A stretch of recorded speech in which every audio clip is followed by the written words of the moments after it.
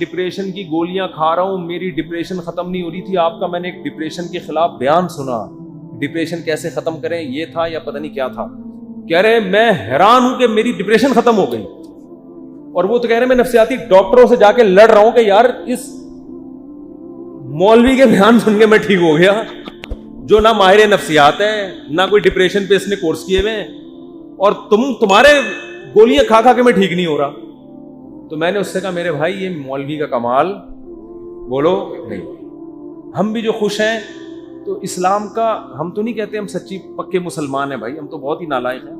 ایک نسبت ہے اسلام کی طرف, وہ تسلیاں دیتا رہتا ہے ہم کو. وہ کیا کرتا رہتا ہے, وہ تسلیاں دیتا رہتا ہے. بھائی سب سیٹ ہے, کوئی مسئلہ نہیں, ہو جائے گی صبر کرو, ٹھیک ہے نا. کیا مطلب, یعنی پریشانی دور ہو جائے گی, یہ مطلب ہے. آپ کچھ اور لے کے جا رہے ہیں, ویسے میں بھی وہی مراد لے رہا. اچھا خیر, اس کی ایک مثال دیتا ہوں میں, ایک مثال, اس سے آپ کو سمجھ میں آئے گی بات. کبھی کبھار نا مجھے جوش چڑھتا ہے تو میں فون اٹھا, اب بہت عرصے کے بعد میں نے فون سننا شروع کر دی ہیں, لیکن پھر وہ بھی اس لیے کہ اتنی بھرمار ہو جاتی ہے نا کہ لوگوں کی ٹینشنیں سن کے آدمی بھی تھک جاتا ہے. پھر میں بند کر کے رکھ دیتا ہوں. ابھی میں بالکل موبائل لیس ہو گیا, میری زندگی سے موبائل نکل گیا, تو میں نے کہا بالکل میں ویسا ہو گیا ہوں جب نیا موبائل ایجاد ہوا تھا. صحیح ہے نا. اب میں نے دوبارہ تھوڑا سا پھر ہونے لگا, پھر بند کر دوں گا. تو میں نے فون سنا تو کسی نے مجھے کال کر کے بتایا, ایک خاتون نے کہا کہ میرے ایک بچے بیمار پیدا ہوا معذور, دوسرا بھی اب مجھے دوبارہ ولادت ہونے والی ہے, میں اتنی ٹینشن میں ہوں کہ تیسرا معذور بچہ پیدا ہو, اور ٹینشن سے میری حالت ایسی ہو گئی, میں گولیاں کھا رہی ہوں, یوں کر رہی ہوں, اور میں جناب وظیفے پڑھ رہی ہوں. اور پھر مجھے کہنے لگی میں نے رات کو اتنا لمبا وظیفہ پڑھ کے جب میں سوئی تو مجھے خواب آیا. میں نے کہا میں نے بہت سن لی, اب آپ خاموش ہو جائیں. وہ کہنے لگی میں رات کو سوئی, میں نے یہ والا وظیفہ ہے, مجھے ایک عامل نے بتایا, بزرگ نے بتایا یہ ہوا ہوا ہے, تو میں نے یہ والا وظیفہ, میں خواب. تو جیسے ہی خواب پہ پہنچی میں نے کہا اسٹاپ, میں نے کہا مجھے خواب نہ سنائے, آپ خوابوں کی دنیا سے باہر نکلا.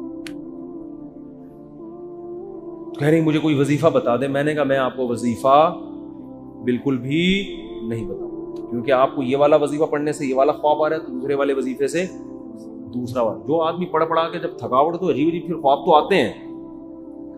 میں نے کہا محترمہ آپ کا علاج صرف ایک چیز میں ہے, آپ نے یہ کیوں فرض کر لیا کہ معذور بچہ مجھے کسی قیمت پہ نہیں چاہیے.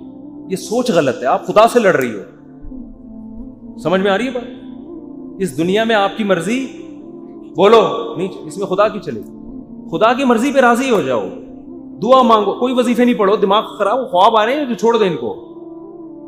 حقائق کی دنیا میں آؤ, دعا مانگو, اے اللہ مجھے نیک صالح اولاد دے, گڑ گڑاؤ اللہ کے ساتھ, اور اے اللہ مجھے صحت مند اولاد دے, مجھے آزمائش میں نہ ڈال. دعا گڑ گڑا کے مانگو, لیکن دل میں یہ رکھو میرا کام تھا مانگنا, ہوگا وہی جو اس کی بولو مرضی, اور جو ہوگا میرے حق میں بہتر ہوگا.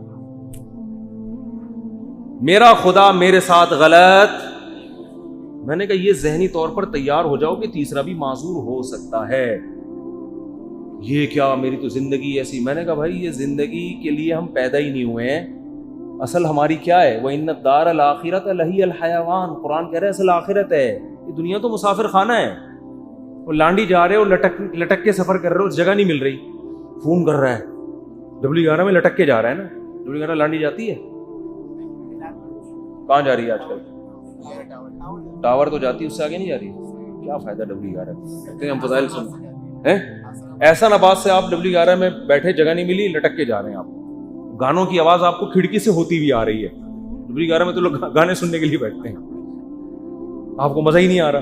اور پھر پاؤں میں کھڑے ہوئے آپ, اب آپ ادھر فون کر رہے ہیں, ادھر فون کر رہے ہیں, مفتی صاحب کو کوئی وظیفہ بتا دیں, سیٹ مل جائے. میں کیا بولوں گا, ابے بھائی ٹاور اتر جائے گی گاڑی, صبر کر لے تھوڑا سا.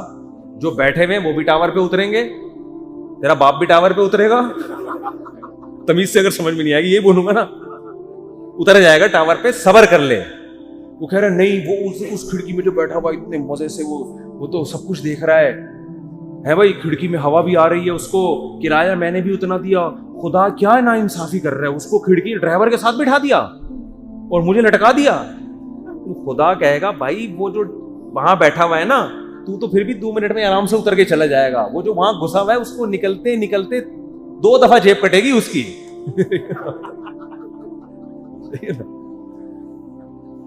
تو یہ ٹینشن برداشت کر لو.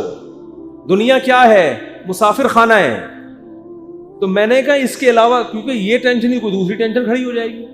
پھر میں نے اس خاتون سے کہا، میں نے کہا آپ کا معذور بچہ پیدا ہو، اور وہ معذوری بھی ناقابل برداشت نہیں تھی. تو آپ یہ سوچ لو کہ دنیا میں بہت سے لوگ ایسے ہیں جو اس سے بھی زیادہ ٹینشنوں میں ہیں. میں نے کہا آپ کا شوہر اچھا ہے، آپ کو کھلا رہا ہے پلا رہا ہے، سسرال سپورٹ کر رہا ہے، بچوں میں ایک فالٹ پیدا ہو رہا ہے، اس سے بھی بڑی بڑی ٹینشنیں. ایسے ایسے میاں ملے ہوئے ہیں، مارتے ہیں پیٹتے ہیں، زندگی عذاب بنائی ہوئی ہے. ان عورتوں سے پوچھو گے تو وہ کہیں گی اللہ اس شوہر سے جان چھڑا دے، بے شک معذور بچہ پیدا ہو جائے، اس ساس سے جان چھڑا دے.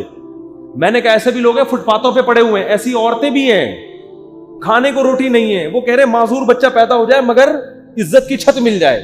آپ کو عزت سے چھت ملی ہوئی ہے، سسرال میں عزت ملی ہوئی ہے، شوہر شریف ہے، شوہر کھلا رہا ہے پلا رہا ہے، ایک ٹینشن ہے. اور یہ ٹینشن بھی اللہ کیا کہہ رہا ہے؟ میں نے ان کو حدیث سنائی، من سخط فلہ الرضا.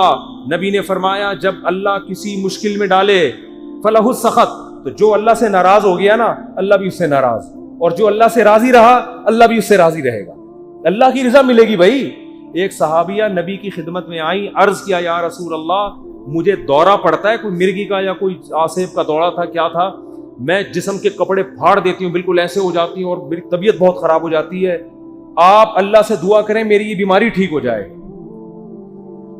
تو نبی نے کیا فرمایا؟ فرمایا ٹھیک ہے میں اللہ سے دعا کروں گا تمہاری بیماری ٹھیک ہو جائے گی، لیکن پھر جنت کی گارنٹی نہیں.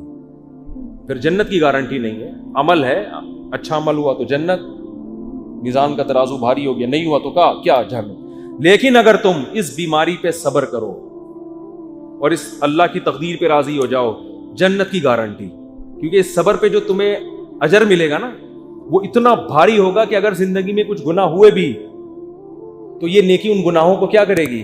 کھا جائے. پھر جنت کی گارنٹی ہے.